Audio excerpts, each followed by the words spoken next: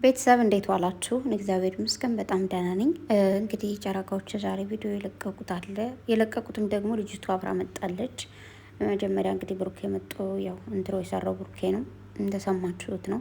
ያለፈ ህይወት ያለፈ ነው። ባለፈ ህይወት ልትከሰስም አትችልም። ብሩኬ ማወቅ ያለብህ ነገር ግን ያለፈ ህይወት አንዳንዴ የአሁንን ህይወትን ያበላሻል። ይህንን ደግሞ መርሳት የለብንም ማናችንም ቢሆን ማለት ነው።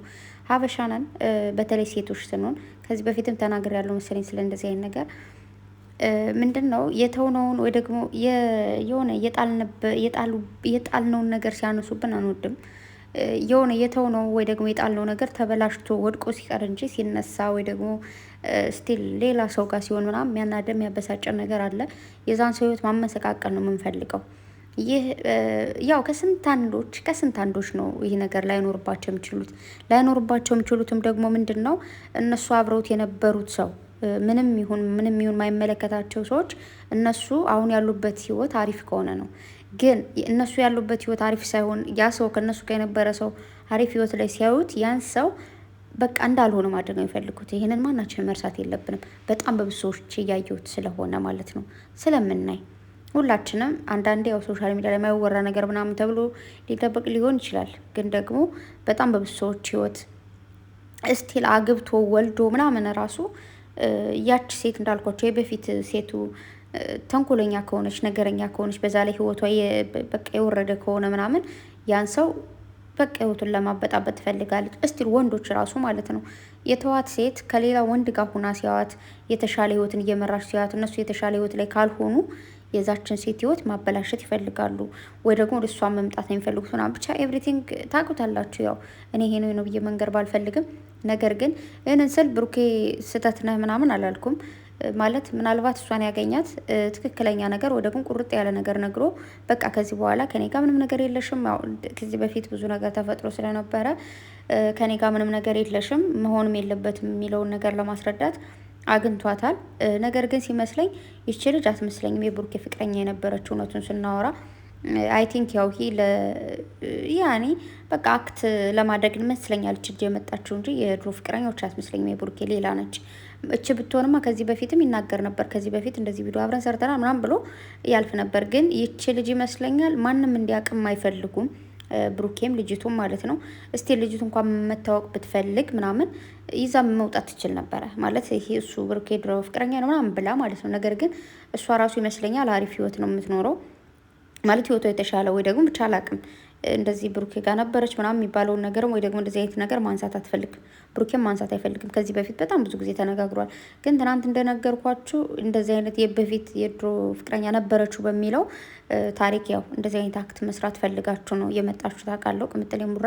ነገር ግን እኔ ይች ልጅ ሳያት ቀልቤ ምንም ናልወደዳት ለምን እንደሆነ አላውቅም። የሆነ ሰክክ እንዴት ነው ኧረ በመቤቴ የሆነ እኔ ሰው አይቼ እንደዚህ ምናምን የሆነ ምረዳ አይነት ሰው ነኝ ምናምን። ነገር ግን ልጅቷ በጣም አናደደችኝ። ስትል የሚያበሳጭ ነገር አላት። ለዛ ቢስ ነች። በዛ ላይ ደግሞ የመጣችሁ ላክቲንግም ቢሆን በቃ ነገር አለማ ብሩኬን ስታዩ የነበረው አተያየቷን ካያችኋት ምናምን ያስጠላል። ማለት የሆነ የምር ፎንቃ የገባባት ምናምን ነው መስለው፣ ይቅርታ አድርጉልኝ።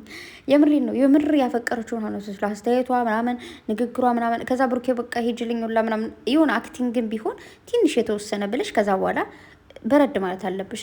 እስቲል ቅምጥሌ እንድታወራ እየፈቀደ ይችላት አልነበረም።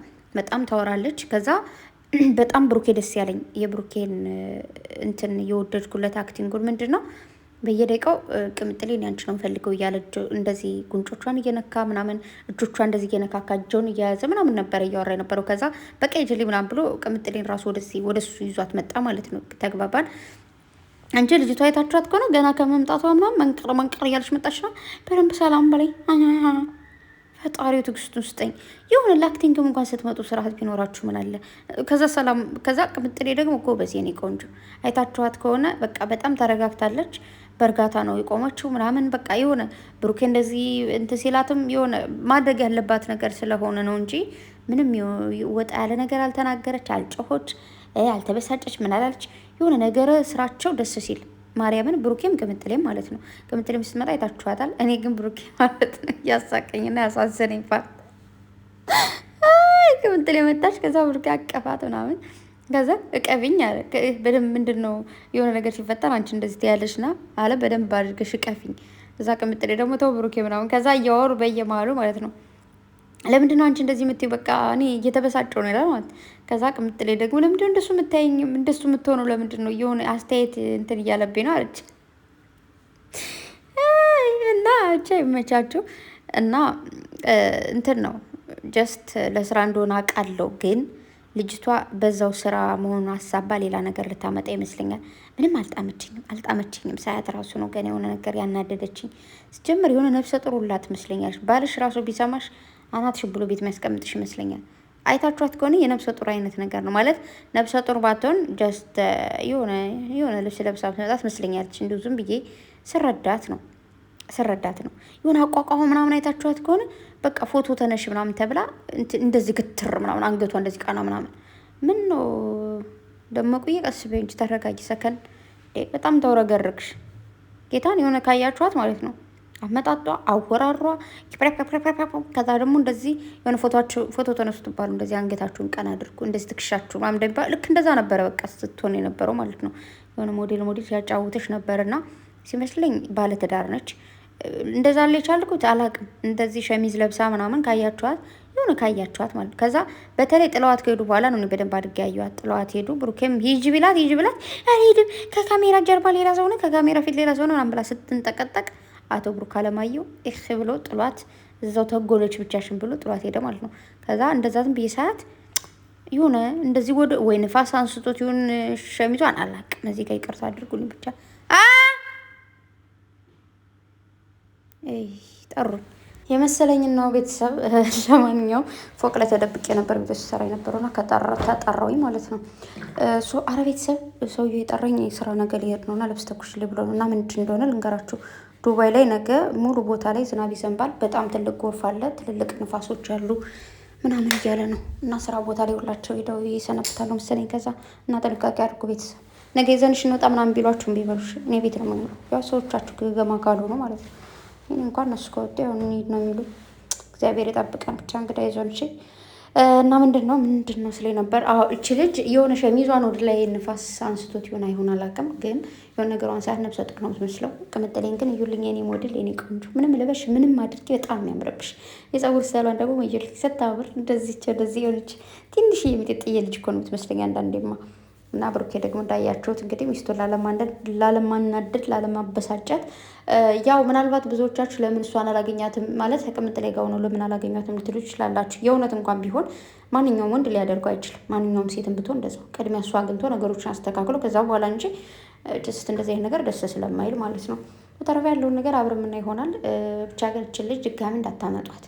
ድጋሚ ከመጣሽ ነገሮች የሚበላሹ እየመሰለኝ አላቅም። ውስጤ ነው እንደዛ ያለኝ። ዛሬ አልተመቸችኝ ሙላና ብቻ ዛሬ አምጥታችኋታል። ይበቃታል። ነገ ራሳችሁን ብቻችሁ ነው የሆነ ለስራን የመጣችሁት እኮ ገብቶኛል። ግን ለስራም ቢሆን በዚህ ሙድ መጣ የሆነ አለ አይደል አንዳንዴ የሆነ ነገር ተናግራ ምናምን እኔ እንጃ አልተመቸችኝም። ልጅ አልተመቸችኝ ምን ይሁን አላቅም። የግል ጥላቻ የለብኝ አላቃት አታውቅ። ግን ባደረገችው በምታደርገው ነገር አልተመቸችኝ።